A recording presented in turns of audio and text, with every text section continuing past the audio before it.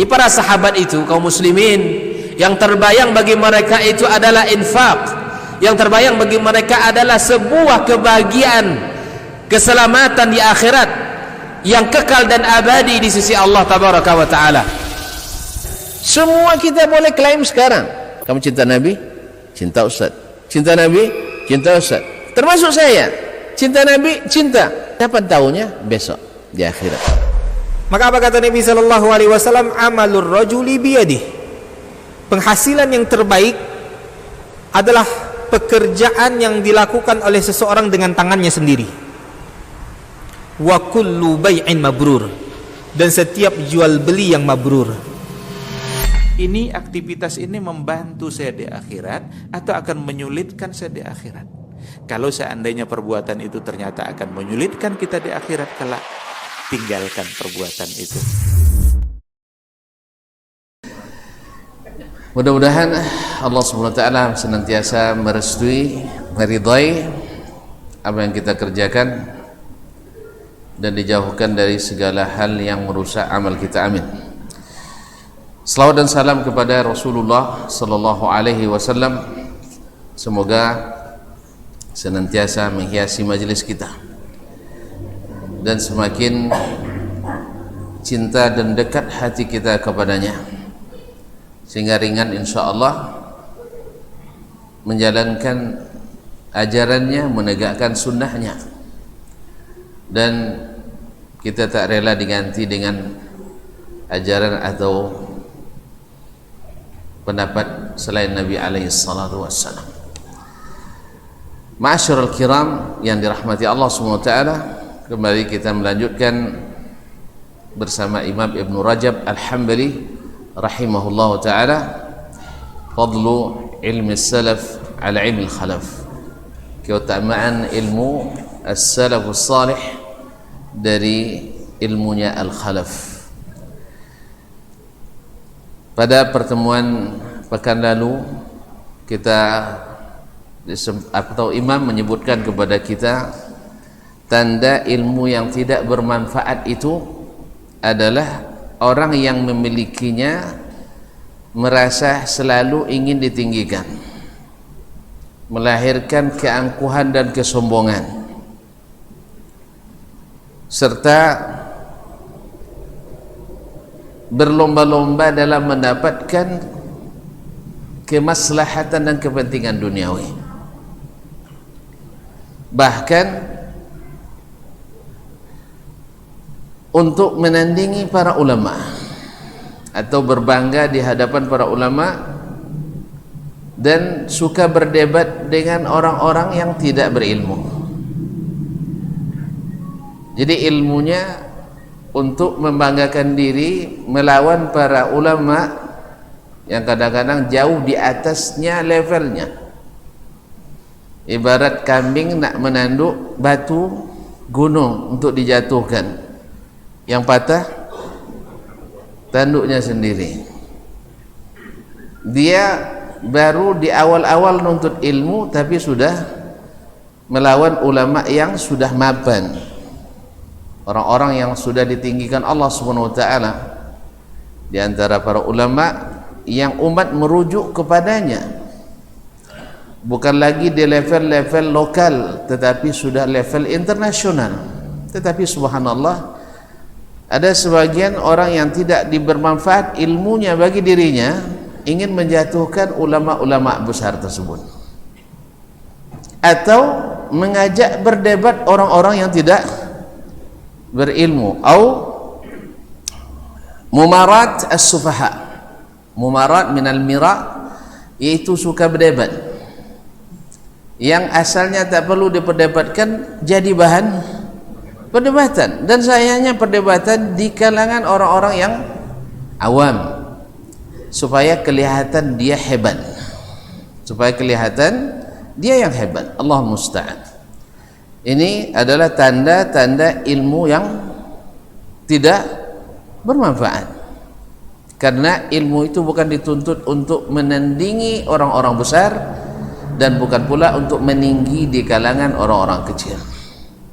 Tapi ilmu itu adalah dituntut untuk melahirkan amal saleh dan mendakwahi manusia mengikutinya tanpa harus meninggikan diri di antara mereka. Seperti Nabi alaihi salatu wassalam, a'lamun nasi billah, tetapi senantiasa bersama para sahabatnya, mulai daripada yang paling mulia sampai kepada yang terendah di antara para sahabat. Tidak pernah Nabi mengangkat bahu, menyombongkan diri di hadapan para sahabatnya radhiyallahu anhum, sekalipun asal mereka adalah para hamba sahaya. Inilah bukti ilmu yang bermanfaat. Oleh itu, waqad warada, kata beliau, warada an Nabi sallallahu alaihi wasallam anna man talaba al-ilma lidzalik fan-naran nar. Sungguh telah datang dari Nabi sallallahu alaihi wasallam, siapa yang menuntut ilmu untuk membanggakan diri atau menandingi para ulama atau membanggakan diri di hadapan orang-orang awam untuk meninggi, maka neraka baginya. Ini isyarat kepada hadis yang diriwayatkan oleh Imam Ibnu Majah, kemudian Ibnu Hibban dan lain-lainnya, bahwa Nabi sallallahu alaihi wasallam bersabda, la ta'allamul ilma litubahu bihil ulama wala litumaru bihi sufaha wala takhayyaru bihil majalis faman fa'ala dhalika fannaran nar. Janganlah kalian belajar ilmu untuk menandingi para ulama, berbangga di hadapan para ulama, oh saya bisa mendebat syekh ini, alim ini, atau meninggi di hadapan para sufaha, orang-orang yang tidak berilmu. Masya Allah, di antara yang tidak berilmu ini saya yang paling pandai, Allah musta'an. Atau untuk menguasai majlis-majlis, di mana majlis kita yang kelihatan, kita yang senantiasa dikedepankan. Kalau itu tujuannya, maka kata Nabi sallallahu alaihi wasallam, fannaran nar, neraka dan neraka baginya. Hadis ini belum agak lemah, tetapi maknanya dikuatkan dengan hadis awwalu man tusa'aru alaihi naru yaumal qiyamah, orang yang pertama dinyalakan api neraka baginya pada hari kiamat, diantaranya adalah al-alim, orang yang berilmu. Lalu dia berkata kepada Allah, talabtul ilma fik wa qara'tul qur'ana fik, saya belajar ilmu karenamu ya Allah. Lalu Allah katakan, kadzabta, kamu bohong. Innama ta'allamtal ilma liyuqal innaka alim, kamu nuntut ilmu supaya dapat predikat seorang alim. Wa qad qil, dan itu sudah kau dapatkan di dunia. Kemudian thumma suhiba ala wajhihi finnar, kemudian diseret di atas mukanya dan dilemparkan ke dalam neraka. Nas'alullah as-salamata wal afiyah. Oleh itu kaum muslimin dan muslimat dirahmati Allah, para ulama sangat berat bagi mereka menjaga niat itu, apalagi dengan kita yang belum menjadi ulama ini. Kita masih penuntut ilmu, para pemula. Maka niat, Imam Sufyan Ats-Tsauri mengatakan, ma'alajtu syai'an ashadda alayya min niyyati, saya tidak pernah merasa berat merawat sesuatu kecuali merawat niat. Fa innaha tataqallabu alayya, sesungguhnya dia berbolak-balik, susah untuk, seperti belut susah untuk dipegang. Oleh itu kaum muslimin dan muslimat, nah tandanya yang tidak bermanfaat ilmu tadi adalah suka sombong, suka membanggakan diri, suka selalu dielu-elukan atau dialu-alukan. Sama dialu, alu ditumbuk saja. Kaum muslimin dan muslimat dirahmati Allah Subhanahu wa taala. Kemudian beliau melanjutkan, wa rubbama da'a ba'du ashabi hadhihi al-ulum ma'rifatallahi wa talabahu wal i'rad amma siwah. Dan tidak jarang orang-orang yang menuntut ilmu ini, orang-orang yang memiliki ilmu seperti ini, ya, asalnya bermanfaat tapi tidak diamalkan, atau asalnya saja tidak bermanfaat. Kemarin kan ada ilmu yang ditalaqi, didapatkan dari Al-Quran dan Sunnah, mengikuti pemahaman as-salafus salih. Ini asalnya bermanfaat, tapi bila tidak berbuah amal jadi tidak bermanfaat. Dan ada pula bagian dari ilmu yang asalnya tidak bermanfaat. Banyak ilmu yang asalnya tidak bermanfaat, artinya menuntutnya tak menambah ilmu dan iman, tak menuntutnya tidak kekurangan dalam beragama. Apa contohnya? Apa contohnya? Ilmu yang tidak mengetahuinya tak mengurangi ilmu kita, seperti ilmu filsafat Yunani misalnya, walaupun sudah Islamisasi, apalagi kalau digunakan untuk menentang atau tidak menerima ayat-ayat Al-Quran dan hadis-hadis Nabi sallallahu alaihi wasallam. Ini pada asalnya memang tidak diperlukan, karena di zaman Nabi itu sudah ada. Karena Aristoteles lebih duluan dari mana lebih dulu, Nabi atau Aristoteles? Nah, lupa lagi tuan. Aristoteles dah wafat 324 bukan sebelum hijrah. Sebelum Masehi. Jadi belum lahir lagi Nabi Isa alaihissalam. Dia sudah wafat. Dulu ilmunya sudah lama, tetapi tidak pernah disuruh atau diarahkan oleh Nabi sallallahu alaihi wasallam, bahkan oleh Nabi Isa alaihissalam tidak pernah diarahkan umatnya menuntut ilmu tersebut. Itu tanda bahwa ilmu itu tidak diperlukan dalam Islam, tidak diperlukan. Buktinya para sahabat tanpa ilmu ini paham Islam lebih paham daripada kita, walaupun para ahlinya mengatakan bahwa itu mengatur kerangka berpikir kita supaya berpikir secara realistis, secara sistematis, dan secara teoritis akademis, pokoknya banyak. Tapi ternyata sering tidak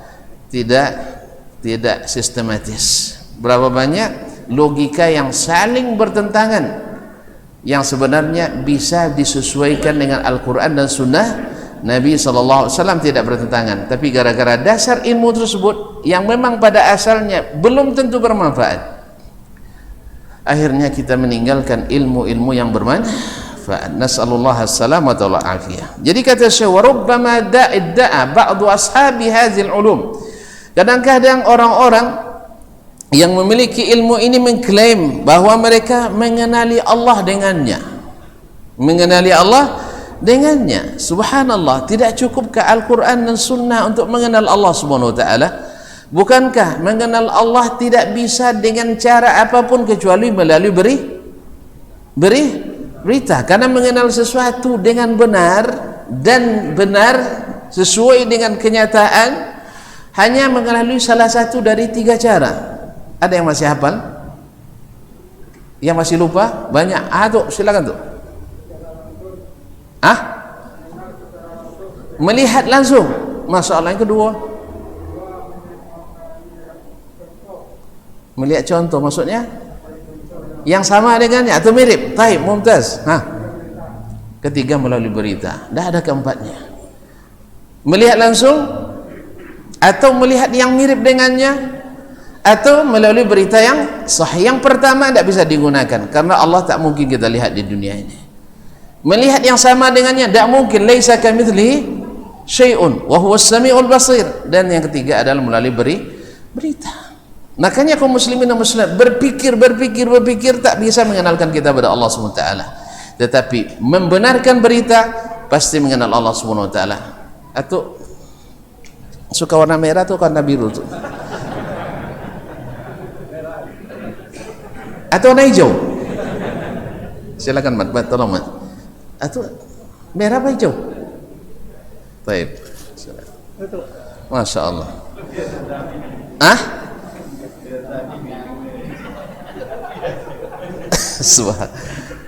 Non biru, abu-abu. Ini abu-abu tuh. Kaum muslimin dan muslimat yang rahmati Allah SWT. Mohon maaf tuh ya. Jazakallah khairan. Ya. Jadi tidak bisa kecuali melalui berita. Makanya pikiran setajam apapun, setinggi apapun tak bisa mengenal kepada Allah SWT. Tetapi tidak jarang ashabu hadzal ulum yang asalnya tidak mengira mereka mengenal Allah Subhanahu wa taala dengannya, atau di antara kita pun ada yang mengatakan mengenal Allah Subhanahu wa taala.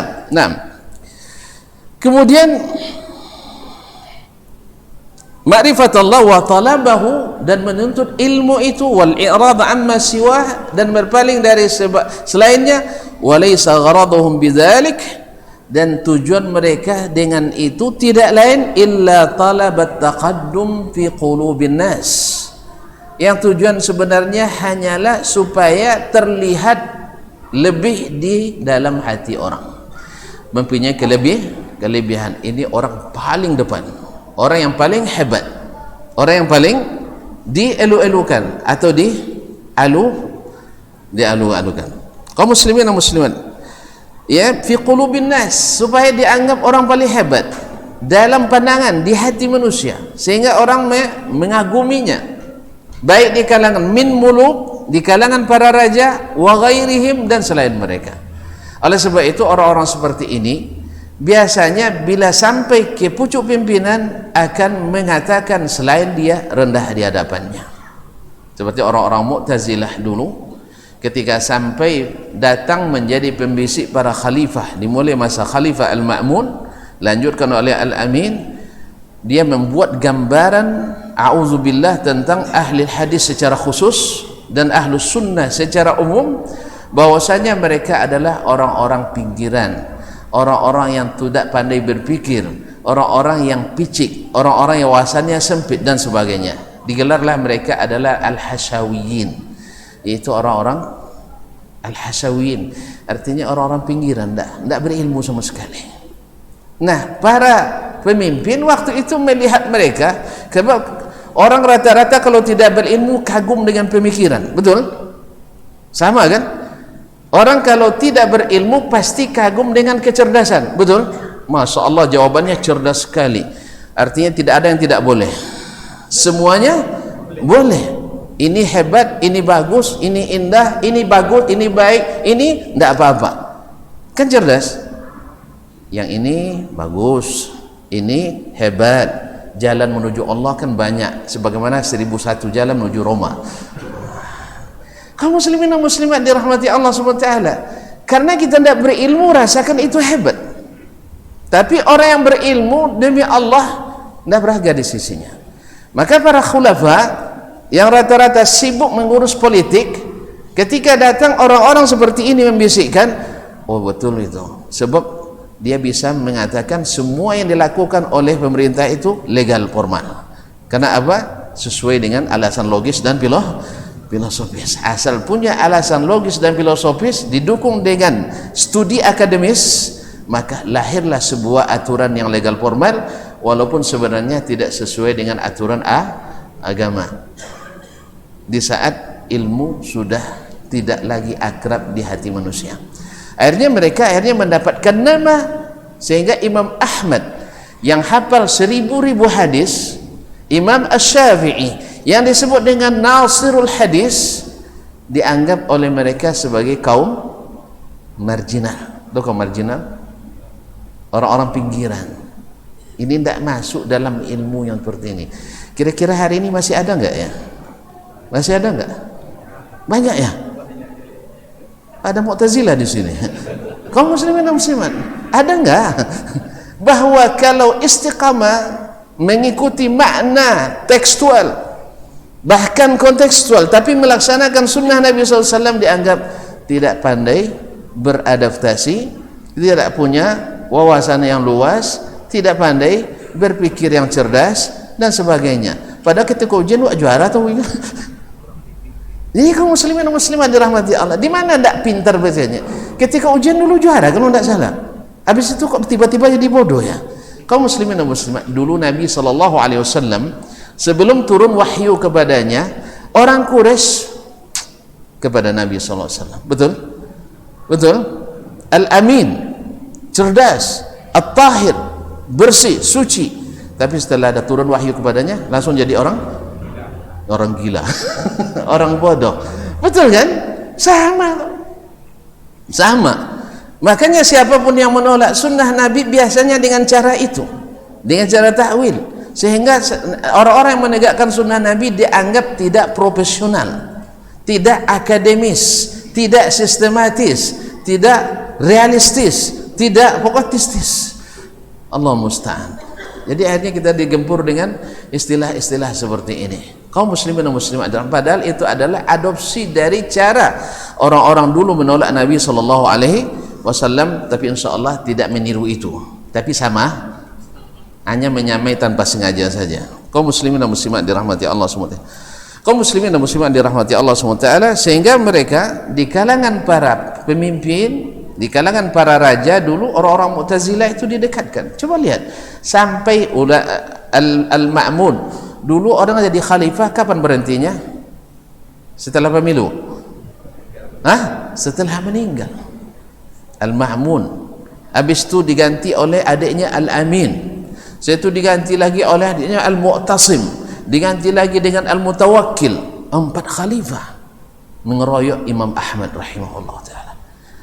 Cuman seketika dipanggil di depan khalifah, hujjah mereka hanya mengatakan ini orang bodoh ya Amirul Mukminin, tidak bisa. Lalu akhirnya di masa Mutawakkil, Al-Khalifah tidak langsung mendengar saja, dia coba kalian kalau betul Ahmad ini tidak berilmu, coba kalian berdiskusi, munaqashah, munadharah, beradu argumentasi. Awalnya Imam Ahmad, karena ada larangan jangan berdebat sama orang tidak berilmu, kata Imam Ahmad, ya Amirul Mukminin, mereka ini tidak ahli untuk berdebat dalam agama, sebab mereka tidak berilmu, hanya punya pikiran. Tetapi karena Al-Mutawakkil mendesak, kamu harus bermunadharah dengannya.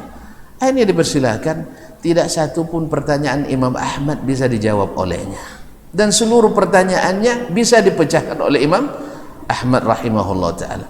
Gimana tidak berilmu? Mereka dapat ilmu wahyu yang datang dari sang pemberi ilmu, Allamul Ghuyub, yang mengetahui segala sesuatu, yang nampak dan yang tidak nampak, yang ada dan yang belum ada, tahu dia bagaimana adanya. Lalu orang yang berilmu seperti ini dianggap tidak berilmu, kurang piknik.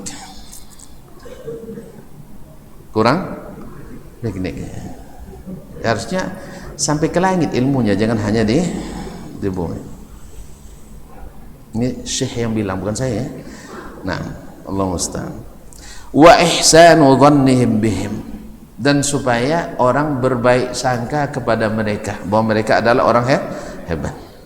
Wa kathrati atba'ihim, dan akhirnya mengumpulkan sebanyak-banyak orang, karena rata-rata orang tidak berilmu, maka akan tunduk di bawah pikiran, tunduk di bawah retorika. Betul? Orang tidak berilmu akan tunduk pada retorika. Siapa yang pandai mengolah kata, itu yang hebat. Betul kan?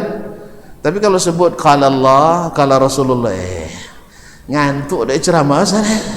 Apalagi pakai kitab. Pakai kitab, lepas qala ke kitab julenya. Subhanallah. Kaum muslimin dan muslimat dirahmati Allah. Jadi kita kebanyakan umat karena tidak menuntut ilmu, akhirnya bisa diolah oleh para ahli berpikir. Akhirnya yang hebat itu adalah yang pandai menjawab dengan retorika yang memuaskan semua pihak. Padahal Nabi SAW yang lebih cerdas dari seluruh yang cerdas. Nabi paling cerdas dari seluruh yang cerdas. Imam Ibnul Jauzi menulis kitab Al-Azkiya, orang-orang cerdas sepanjang sejarah, maka dia tempatkan para nabi di awal orang paling cerdas, dan Nabi kita Muhammad SAW adalah yang paling cerdas di antara para nabi, dan itu pun Nabi tidak bisa memuaskan kebanyakan manusia. Karena apa? Dia menyampaikan yang hak dengan dalil, bukan dengan dalih. Dia menyampaikan hak dengan jelas, bukan dengan mutar. Nyawa suka mutu-mutu itu masalahnya. Kadang tak sosek tu ke dia mutu. Iya tuan-tuan, salah putau sosek. Contoh petang dan kakak sing tak sosek tang dia salah putau. Iya jalan luis sudah tu tak mutu. Akhirnya lambek jadi sampai, Allah musta'an. Itu. Dia makanya tak boleh mutar terlalu banyak, pusing kita. Makanya agama ini sederhana dipahami oleh orang yang paling alim dan dipahami oleh orang yang awam. Kalau makanya Ibnu Abbas menyebutkan Al-Quran itu tafsir itu bagi 4. Satu, semua orang langsung paham. Dua, orang Arab paham dengan bahasanya. Ketiga, hanya dipahami oleh para ulama. Keempat, hanya dipahami oleh Allah tafsirnya. Dan yang paling banyak adalah yang pertama dan kedua. Yang dikhususkan untuk ulama itu sedikit. Karena apa? Al-Quran dimudahkan untuk dipahami. Al-Quran dimudahkan untuk diikuti. Makanya asal sudah paham terjemahnya, bisa langsung paham. Kebanyakannya ada beberapa hal yang khusus ulama, itulah sebabnya ulama diangkat lebih tinggi dari kita, karena mereka harus menambah keahliannya. Kalau orang awam kan tak perlu tambah alat kan. Kalau mereka kalau sudah pakai alat berat tentu mahal sewanya, betul kan? Kalau sudah pakai alat berat, kalau pakai cabak mahir, kadang buah jalannya pakailah seminggunya kan, pereng. Tapi kalau lah pakai eskavator muah, bapak saya hah? 7 juta 3 juta itu awak nongol minyak awak nongol minyak. Kalau awak nongol minyak apa 4 juta. Nah, coba disitulah lebihnya para ulama. Cuman tidak banyak no traktor no, cabak no banyak ikan begitu. Makanya Allah berikan porsi itu ya untuk orang, karena kebanyakan kita adalah orang awam, maka Al-Quran diberikan kemudahan memahaminya. Cuman kadang-kadang dihalangi oleh sebagian orang, tidak boleh baca Quran kecuali lewat ulama. Akhirnya ketakutan kita, sehingga yang tidak paham pun jadi tidak paham. Akhirnya yang sudah jelas jadi kabur gara-gara keedah-keedah yang diadopsi dari luar Islam, lalu dimerek dengan Islam. Eskavatornya apa nomor merek tu buat merek Indonesia, Cayong maka muslim. Taib wa kasrati atba'ihim, dan mengumpulkan banyak pengikut, wa ta'azzum bidzalika 'ala nas, dan dengan itu merasa besar di hadapan manusia.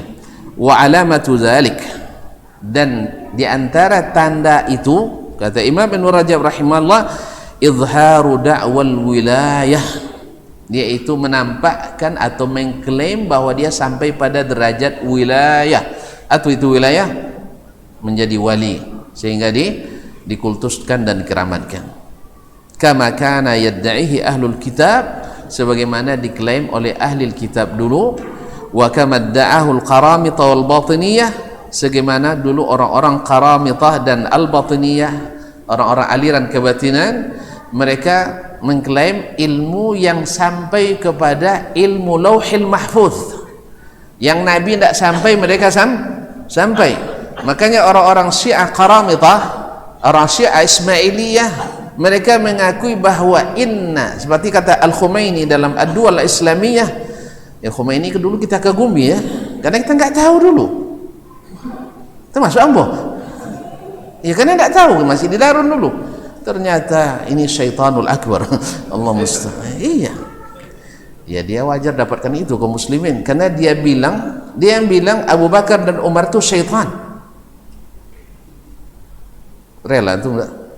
Iya, enggak rela kita. Maka dia kaum muslimin, dia bilang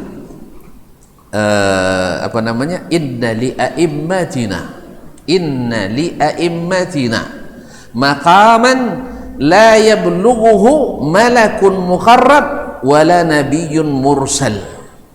Sesungguhnya para imam kita, imam yang 12 al-Ithna al-Asyariyah, sampai pada suatu makam. Ini kalau sudah bahasa makam ini, dia kadang-kadang istilah makam. Sebenarnya asli bahasa tidak masalah, tempat, posisi. Cuman istilah ini lain maknanya, auranya lain ini. Jadi katanya makam yang tidak bisa dicapai oleh malaikat, sekalipun malaikat yang dekat dengan Allah tidak sampai ke makam itu.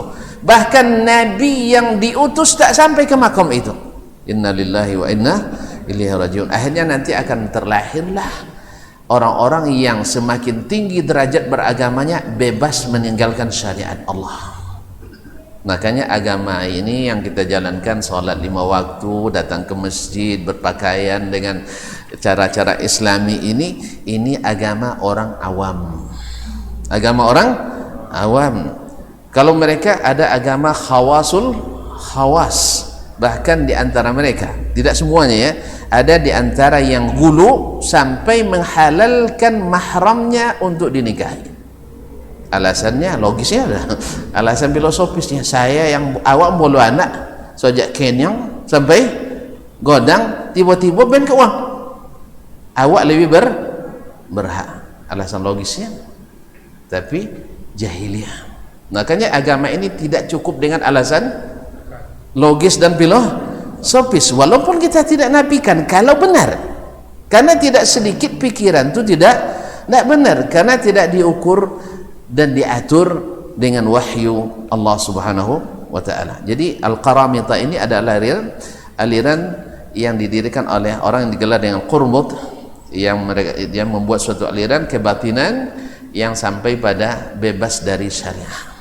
Mereka ini pernah mencuri Hajarul Aswad, dilarikan ke Ahsa selama 30 tahun lebih, dan mereka pernah membantai jemaah haji tidak kurang dari 30.000 orang di dalam Masjidil Haram, sampai dulu Zam-Zam penuh dengan darah manusia. Allah musta'an. Wa nahwihim, dan seumpama mereka, wa hadza bi khilafi ma kana alaihi salaf, yang seperti ini berbeda 180 derajat dari kalangan as-salaf. Ini tidak ada kalangan salaf yang seperti ini, karena as-salaf min ihtiqari nufusihim wasdira'iha batinan wa zahiran. Karena as-salaf itu mereka menganggap dirinya tidak berarti apa-apa dibanding yang lain, baik secara batin, ya secara dalam diri mereka yang tidak kelihatan, maupun secara zahir. Makanya mereka itu dulu kaum muslimin as-salaf itu, bila seseorang dari mereka diberikan jabatan lari, betul kan? Kalau kita tidak, di zaman kita, di zaman khalaf, jabatan itu yang lari dari kita kejar, iya tak? Kita kejar.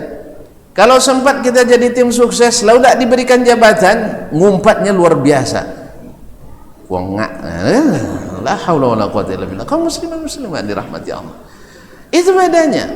Tuan-tuan, tidak usah dulu kita cari di zaman sahabat, zaman tabi'in, di zaman aba wa atba. Imam Asy-Syafi'i diminta jadi qadil qudat, ya mahkamah agungnya kaum muslimin pada hari itu. Dari Baghdad lari ke Basrah, diikuti oleh BIN, Badan Intelijen Negara, terendus keberadaan di Basrah. Akhirnya dia lari-lari ke Hijaz, lari ke Makkah, dikejar lagi sampai ke Makkah. Akhirnya beliau lari ke Yaman. Di Yaman beliau aman, karena yang jadi gubernurnya dari Ahlul Bait, dari satu keturunan dengan beliau. Kata kalau datang Amirul Mukminin nanti ke Yaman dan engkau ada di bawah telapak kakiku, maka aku tak akan angkat kakiku sampai dia pergi. Aman ya? Itu bahasa kiasannya. Tidak mungkinlah Imam Syafi'i di bawah kaki dia kan? Nah, itulah istilahnya. Kalau datang nanti khalifah nanya, lihat tak Muhammad bin Idris Asy-Syafi'i di sini? Maka katanya, kalau engkau ada di bawah kakiku, aku tidak angkat sampai Yaman.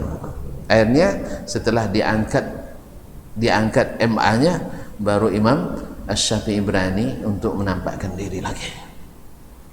Awak lihat itu, legend itu bedanya kaum muslimin dan muslimat. Alim tak alim hari ini luar biasa, sehingga tidak sedikit diri kita ulama lebih cenderung berpolitik daripada menambah ilmu.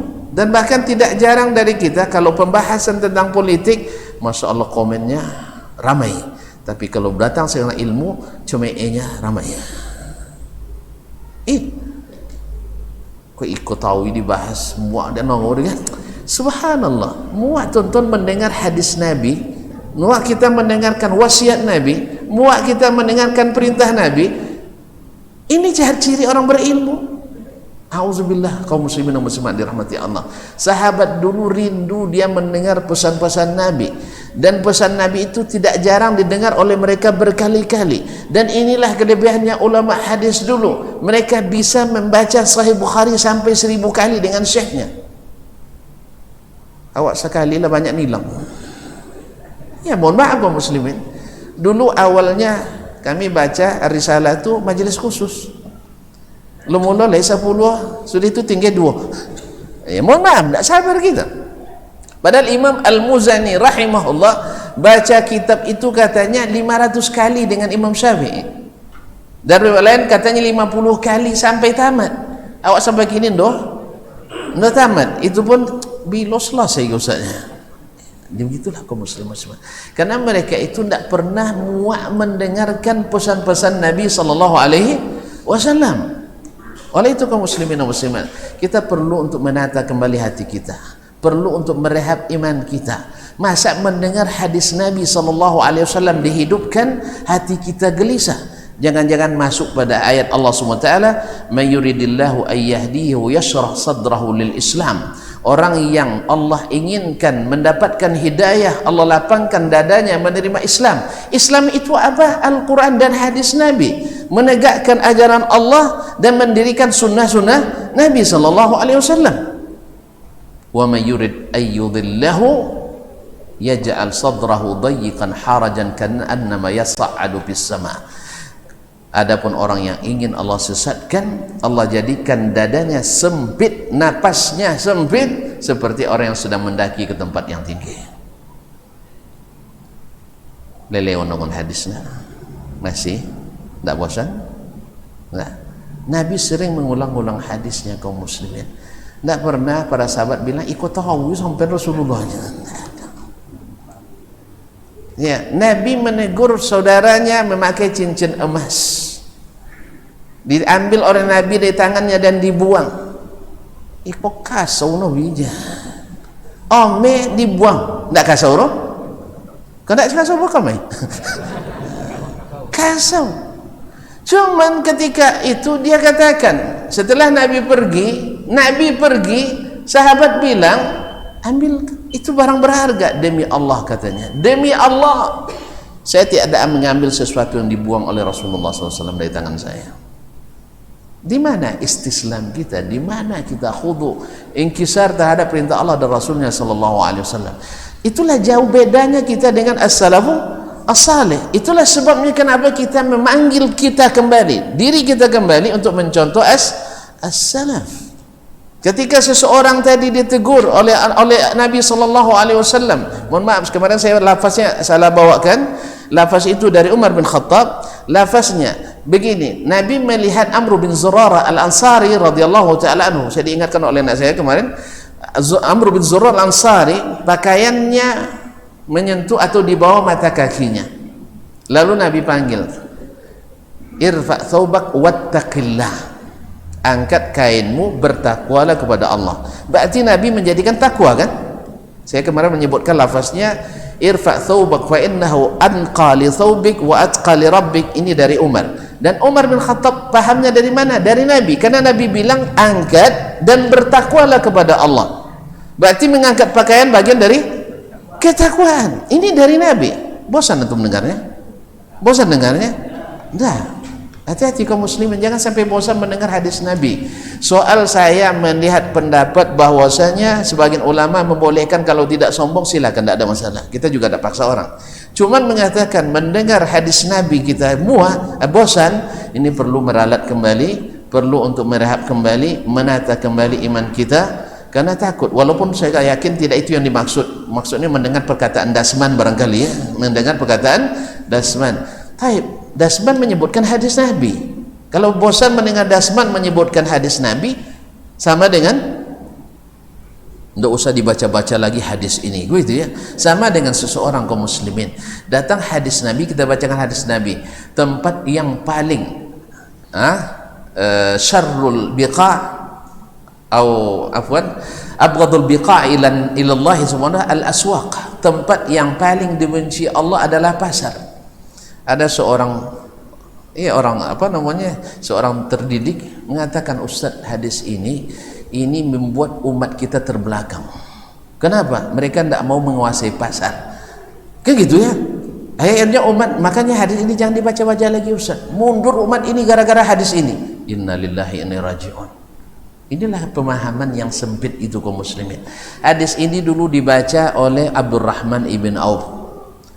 Iya dah, diketahui oleh Abu Bakar Siddiq, dikenal oleh Umar bin Khattab, diketahui oleh Utsman bin Affan, diketahui oleh Zubair bin Awam.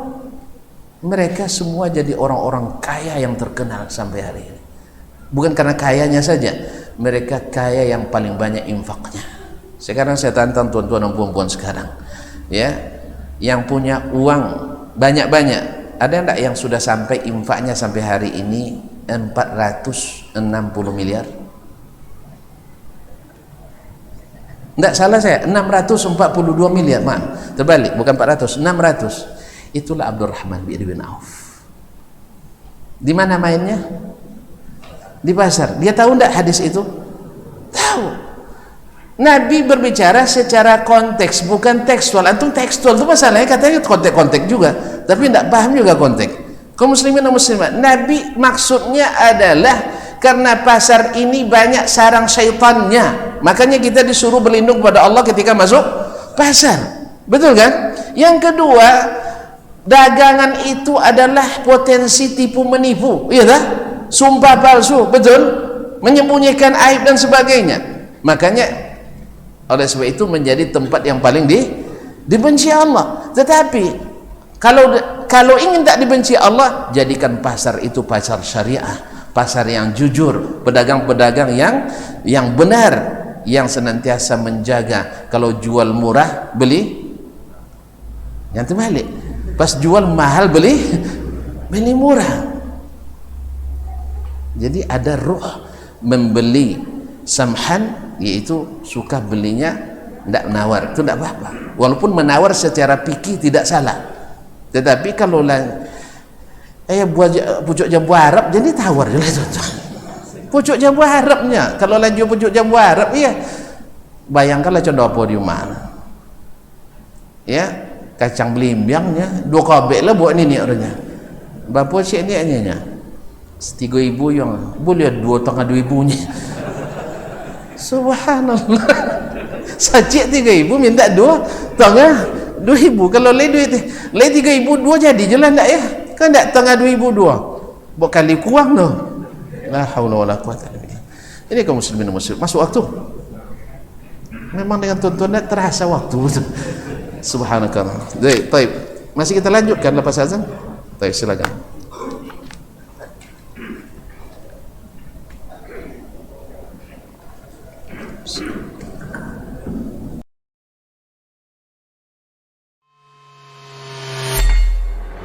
Di para sahabat itu, kaum muslimin, yang terbayang bagi mereka itu adalah infak, yang terbayang bagi mereka adalah sebuah kebahagiaan, keselamatan di akhirat yang kekal dan abadi di sisi Allah tabaraka wa taala.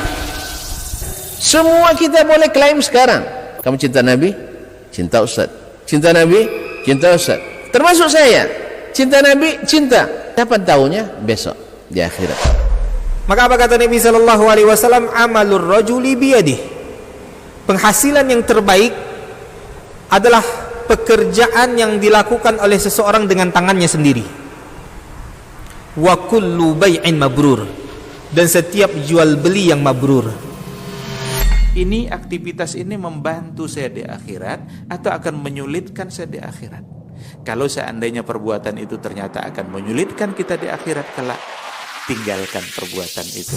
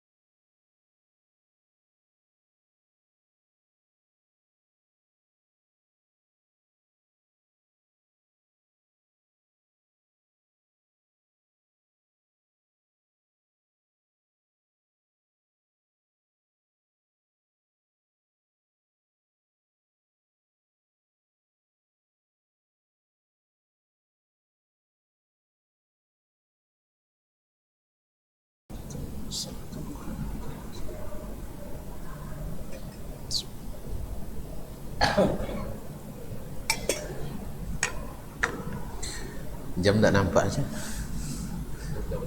Sengaja bilang ya. Baik. Berarti bebas. Kaum muslimin dan muslimat dirahmati Allah. Tukar baru.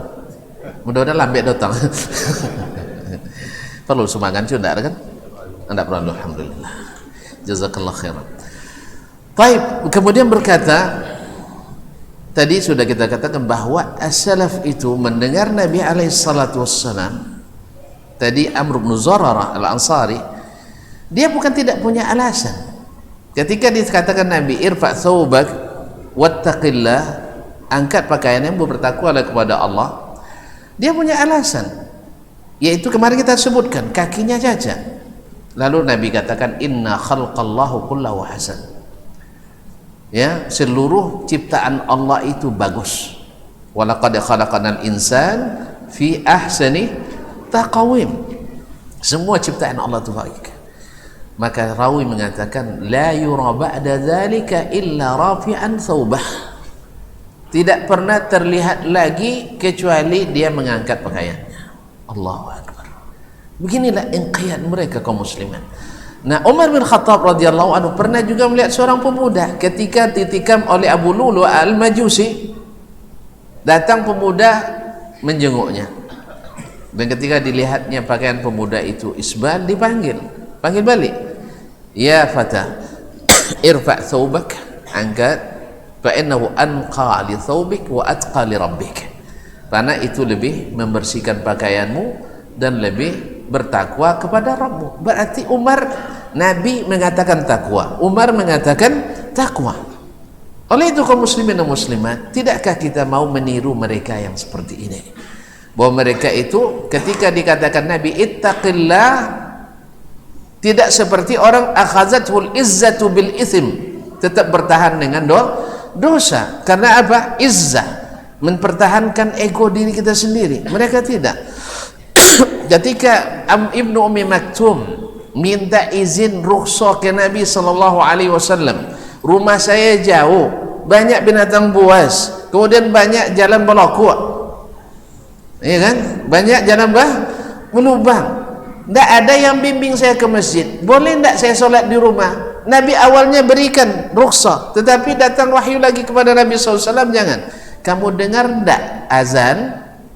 Dia jawab, saya dengar. Kalau gitu datang, Pak Ajib datang. Kaum muslimin semua. Abdullah bin Ummi Maktum tak pernah mengeluh, boge kamu dia, kan sunat hukumnya, kenapa dipaksain? Padahal dia punya alasan yang sangat logis, alasan realistis. Susah datang ke masjid, uang butuh, rumah jauh, banyak lubang di jalan, banyak binatang buas. Sudah itu minta izin untuk sholat Duma, tidak diizinkan Nabi SAW. Setahu saya tidak pernah dia mengatakan yang sunat kok dipasujud nabinya. Seperti yang hari ini kita dengar, yang sunat-sunat jadi koin juga. Islam itu tidak boleh terlalu serius, agama tidak boleh terlalu, ya kalau tidak serius beragama, apa yang kita seriusin lagi kaum muslimin dan muslimat dirahmati Allah.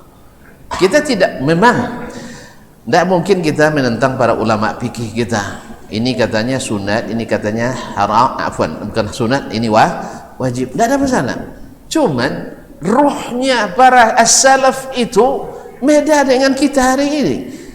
Termasuk ulama fikih yang mengatakan sunat itu, misalnya Imam Asy-Syafi'i rahimahullah yang mengatakan solat berjamaah itu sunat, beliau sendiri, mohon maaf ya, sambil berdarah-darah kedudukannya karena beliau kena wasir.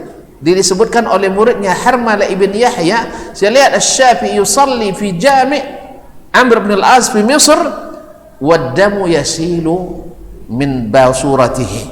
Saya melihat Asy-Syafi'i tetap solat berjamaah di masjid besar Amr bin al-As atau di Fustat di Mesir, walaupun darah mengalir dari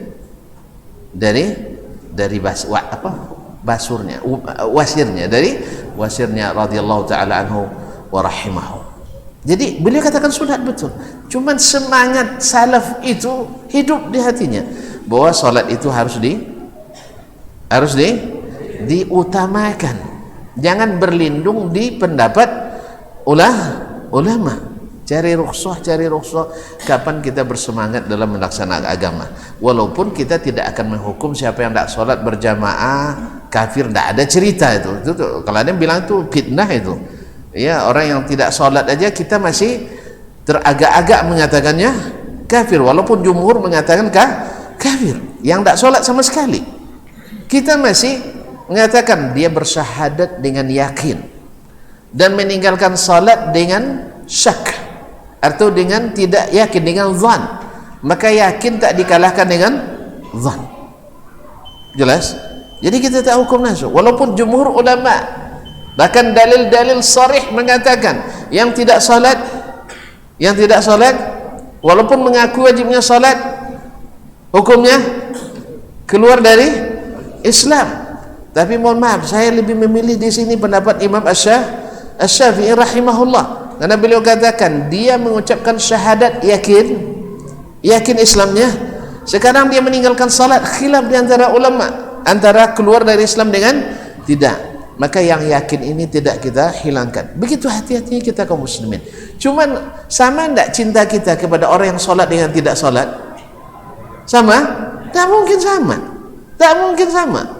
Sama juga, semakin orang kita lihat iltizam, semakin dia melaksanakan, menegakkan ajaran agama, dan yang memang suka agama pasti lebih cinta kepada mereka dibanding orang-orang yang mengenteng-entengkan masalah agama. Betul kan? Masalah hati, cinta tak bisa ditipu. Cinta itu tak bisa ditipu. Antum kalau senang dengan sunnah, lihat orang kerjakan sunnah senang. Tapi kalau antum tidak senang orang melaksanakan sunnah, ada tanda tanya besar. Ada tanda tanya besar. Iya tak? Ada tanda tanya tak? Nah, walaupun sunnahnya ada yang wajib, ada yang sunat.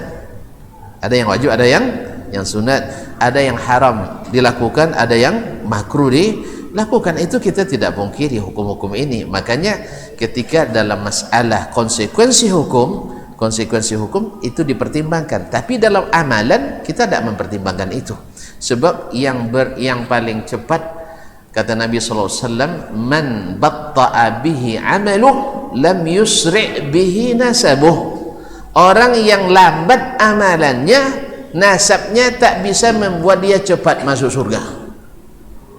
Jelas? Keturunan Nabi aja tidak bisa cepat masuk surga kalau amalannya lambat.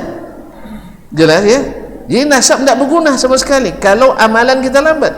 Maka kita, ya sekali lagi saya katakan, as-salaf itu melihat di sini bahwa amalan yang diperintahkan Nabi itu semuanya baik, maka dia kejar sedapat mungkin dia kejar, dan tentu saja derajatnya tidak akan sama. Makanya Abu Bakar radhiyallahu taala anhu lebih hebat dari yang lain. Kenapa? Karena yang wajib-wajib saja? Enggak kan? Kan enggak karena zakatnya saja, infaknya yang kalau infak sunat kan, enggak wajib kan? Kan yang sunat, bukan zakat. Yang menentukan orang berlebih itu di situ. Kalau orang punya untuk nafkah makan aja punya, itu sama semuanya. Yang tahu kelebihan ini orang kaya, yang bukan kaya itu adalah ikut untuk makan balobio, sudah itu boleh motor jual balobio, bu umah godang masih balobio, kalau makan dah cukup minjam juga, hadis itu bedanya. Makanya kita tidak hanya yang pokok-pokok saja, ya, semangat itu harus ditumbuhkan, dan juga kita tidak boleh merendahkan orang yang tidak sama semangat dengan kita. Itu harus kita lakukan, karena kalau kita rendahkan orang nanti lahir pula kesombongan itu menghapus amalan. Cuman jangan pula menuduh orang yang sombongnya gara-gara orang amalkan sunnah sombongnya. Mana bisa pula kaum muslimin semua orang amalkan sunnah dianggap sombong. Ini ada juga justifikasi yang tidak diridai Allah SWT.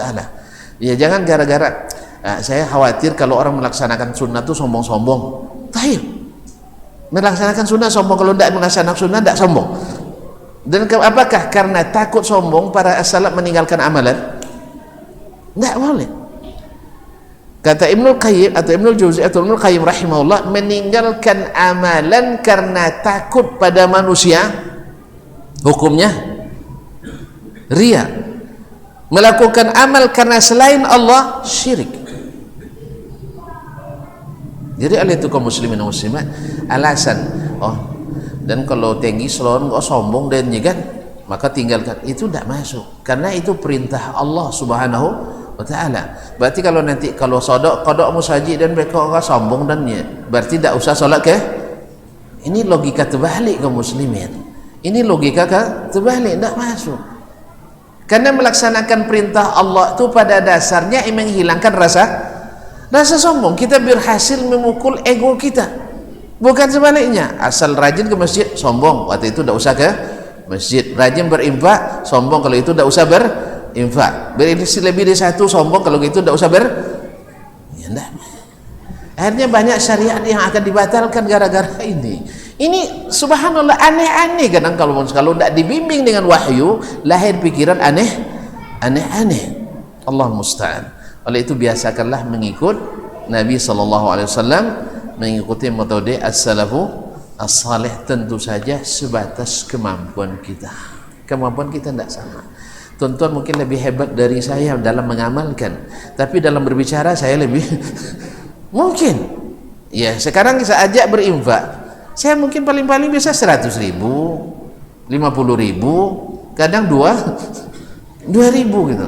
Kalau tuan masya Allah satu kali dopok dah, masya Allah, salak gitu. Kadang 5.000 kalun gila. Tidak sama kemampuan. Cuma apakah saya berhenti ngajak berinfak? Boleh saya berhenti ngajak? Tidak mungkin. Gak sombong lo dan jadi tidak berinfak. Tidak boleh. Teruskan dan tekan rasa kesombongan itu, tekan ria itu. Jelas kaum muslimin, jangan gara-gara orang dan takut nih orang ada sini kodong ke musaji orang sombong nih jangan musaji ini tak salah, kita salah karena mengikuti perintah Allah dan Rasul sallallahu alaihi wasallam justru itulah yang akan menghilangkan kesombongan, dan itu yang dilakukan oleh para sahabat Nabi sallallahu alaihi wasallam. Jadi dia tidak, kalau sudah Nabi yang perintahkan, Nabi yang minta dikerjakan, mereka rata-rata sami'na wa ata'na. Ini yang kita tumbuhkan, ya, bukan berlindung di khilafnya ulama, sehingga banyak amalan sengaja kita tinggalkan pada kita mampu dan bisa. Misalnya banyaklah, kalau saya buat contoh lagi tidak jadi selesai juga nanti ya. Jadi banyak amalan, sebagian bilang wajib, sebagian bilang sunat. Saya ambil yang sunat aja lah. Apa sebab? Bisa ditinggalkan. Rugi satu. Ketika ada hukum, yang satu bilang haram, satu bilang makruh. Kalau gitu saya bilang ambil yang makruh saja supaya bisa dikerjakan. Macam tadi meninggalkan salat, khilaf ulama, ada yang bilang kafir, ada yang bilang murtad, ada yang bilang tidak apa-apa, maksudnya tidak murtad. Ayalah, yang penting saya mati dalam keadaan Islam, jadilah wala tamutunna illa wa antum muslimun. Kalau gini nanti banyak orang tambah tidak salat, tuan-tuan. Banyak orang tambah suka ke masjid. Buktinya dulu kita berendak ke masjid. Nggak usah dulu jauh-jauh, yang tamat sekolah agama aja ndak ke masjid dia. Apa sebab? Yang pas susah nih, sunatnya sunat. Kau ndak ngokok togang jauh adanya, sodo haramnya ya kan? Sodo haram. Padahal makruh tentu adanya. Tahu, cuman semangatnya kalau makruh ndak opo-opo jodohnya. Akhirnya sambil ceramah, alhamdulillah. Iko sodol ada lu ada asbak rokok so dalam soda lu ya. Bab ndak dulu. Dulu kan ada. Iya. Lawannya gampang. Alhamdulillah. Iya dulu ada memang.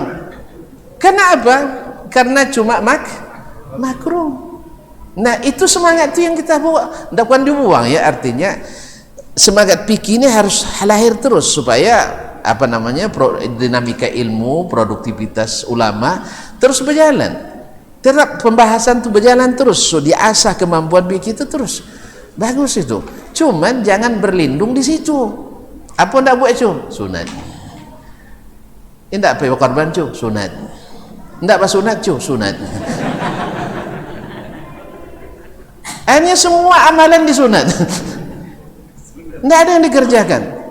Apa nak mempak usbuyanya sunat dan pak wajib dah lah doanya. dek ke amat ke bini dan amat dan sudahnya masjid tak perlu ni. Akhirnya nanti tak ada yang dilaksanakan di agama itu yang sifatnya, apalagi kalau ahli pula kita menjadikan yang wajib jadi yang wajib jadi sunnah. Apa dek joget buyanya kan makruh. Khilaf oleh ulama. Buya berjoget masuk tak? Walaupun baca salawat. Kapan pula Nabi ngajar bersalawat sambil joget? Kau belum? Tapi apa nawa kaum muslimin dan muslimat? Karena apa? Karena musik itu kan pada asalnya tidak haram. Di ulama dulu konteksnya adalah dulu karaoke banyak zaman Imam Malik. Bila ada karaoke dulu? Kaum muslimin dan muslimat di negara Islam dulu tidak ada yang resmi. Jangankan dulu di zaman Khilafah Umayyah, Bani Umayyah, Abbasiyah. Di sekarang aja di Arab Saudi dulu, sekarang saya tidak tahu. Dulu yang resmi nggak ada. Orang cilok-cilok kan dapat jarum. Yang sembunyi-sembunyi di mana pun ada. Ya tak? Yang resmi tidak ada. Dikira konteksnya. Kemudian para imam yang empat mengatakan bukan alat ni haram. Tuh kata Imam Nawawi itu apa tuh? Bahwa alat musik alatnya bukan lagu, bukan bunyi. Alat musik tak boleh diwariskan. Berarti yang diharamkan apanya? Alat.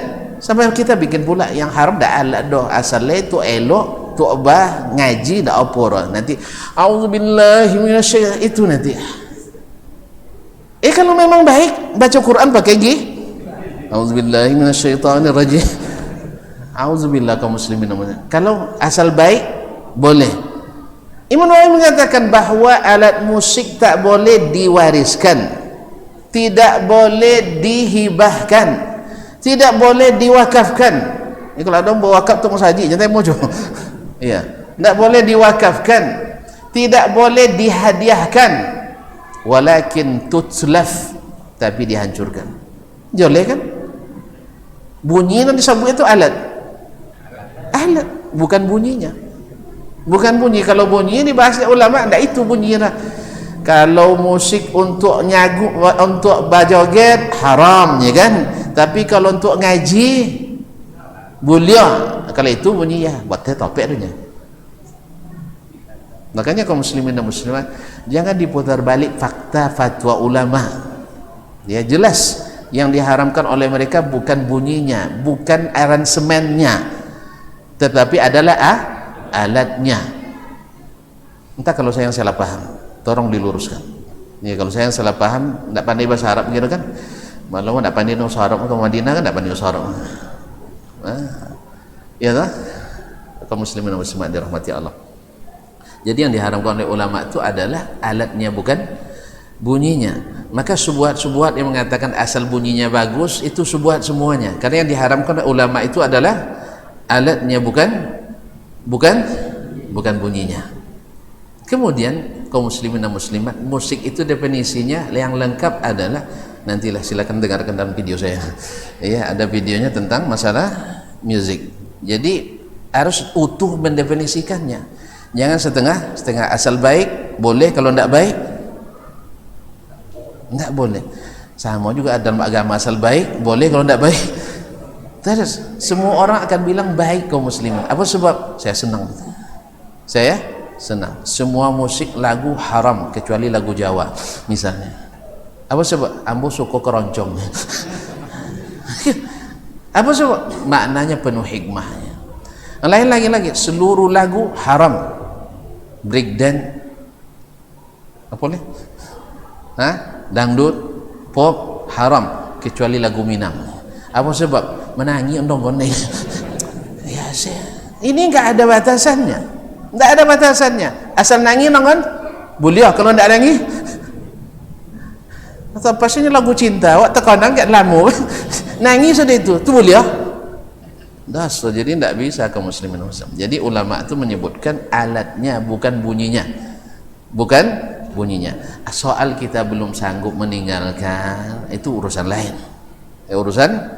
Tapi jangan merubah-rubah fatwa ulama kaum muslimin muslimat. Oh saya senang, ya gimana lagi? Kita tidak mungkin bebas dari dosa apapun. Kalau bisa jangan sengaja. Berat memang. Orang banyak paham rokok membunuhmu deh. Oh, mau ninggal bini ni buaya pun ninggal rokoknya. Ajan pak, ajan tinggallah bini tu kita rokok. Mokok lah tak masalah. Kalau sampai ninggal, dan kalau kan buron tak boleh mokok, tak ngaji je ustaznya. Ngaji lah. Mokok tak masalah lah. Asal boleh ada pengurus. Kalau itulah syaratnya kan. Pokoknya kalau tak boleh ada ustaz dah semua mokok dan dah berhenti ngaji. Mokok aja lah dulu. Mokok aja lah dulu, tak masalah. Esok tahu. Kalau itu pula alasannya. Jadi fikir aulawiyat tu ada sama kita.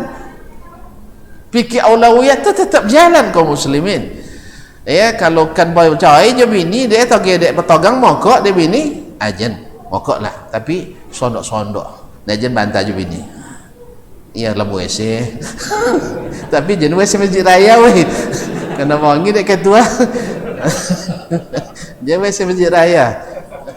WC terminal lah itu dapur yang situ biasa tu WC. Allah musta'an. Kaum muslimin dan muslimat derma. Kalau memang itu kita tetap memakai fikih ini, fikih aulawiyat harus dilihat. Makanya pernah saya ceritakan Syekh di Afrika itu kan, Syekh iko menari yang oleh jingkrak-jingkrak tino jantan tino nya. Iko urusan wang su. Kini selamatkan dulu syahadatnya. Selamatkan dulu syahadatnya. Ini ada lagi sebagian kena semangat dah. Datang uang Taiwan balapan teknisi nak masuk Islam, datang anak muda. Oh lah bersunat ke je. Tengah itu orang saji tu. Antu ketakutan uang tu kan. Tu tanya ke penterjemah tak lah pandai lu wilayah lah. Apa sunat dunia kan? Sabunnya pak bahasa Arab pas-pasan lah. Jadi ambil guntiangnya. Akhirnya tidak jadi syahadat dah ke-88. Itu memang harus dijaga. Makanya tuan-tuan kaum muslimin dan muslimat, kalau kita tidak bisa menahan diri dan tidak orang yang suka bisa buat kebijakan, jangan ikut-ikutan bikin kebijakan. Nanti setelah selesai, kalaupun nak berikan masukan sambil berbisik, jangan atung-atung. Ustaz, Allah bersunatnya kan? Ya Allah bersunatnya. Jadi kayak megangan je. Tentu pasti akan dijelaskan oleh Ustaz. Sunat tu hukumnya begini. Yang penting dulu ucapkan syahadatnya. Nanti baru beri pemahaman. Kalau tidak jamu, tidak masalah dah. Dan kalau kamu sunat murtad lihatnya, ajan. Caklah tidak bersunat. Gitu kamu muslimin. Itu baru fikih tu. Itu baru fikih. Jadi awal sabu. Ya. Jadi awal apa masuk Islam nak bersunat jalan nak masalah. Tak jepas dah. Tapi jangan dibahas itu dulu. Jelas? Sama juga dengan ngaji tadi. Dan kalau tak boleh mokok, tak ngaji julenya. Ajaklah mokok lalu. Tapi jangan di WC masjid raya, di WC. Pokok WC lain lah yang banyak tukang mokok situ, tak apa. Masjid raya nanti mabuk ketua. Baiklah kaum muslimin dan muslimat, barangkali sampai di sini. Mudah-mudahan bisa bermanfaat dan mohon maaf ya, karena agak keras sedikit karena tuan-tuan suka keras-keras di sini, itu masalahnya. Saya sering ditegur Ustaz, koi le Ustaz je apa? Ya Allah, ambil je saya itulah sabut dong koi ke. Masa macam itulah ambil sabut koi ke. Jadi oleh sebab itu kaum muslimin dan muslimat, saya mohon maaf sekali kalau ada hal-hal yang tidak berkenan atau tidak pada tempatnya. Saya beribu-ribu minta maaf, dan kepada Allah saya beristighfar. Mudah-mudahan Allah mengampuni. Subhanakallah bihamdik, asyhadu an la ilaha illa anta astaghfiruka wa atubu ilaik. Wassalamualaikum warahmatullahi wabarakatuh.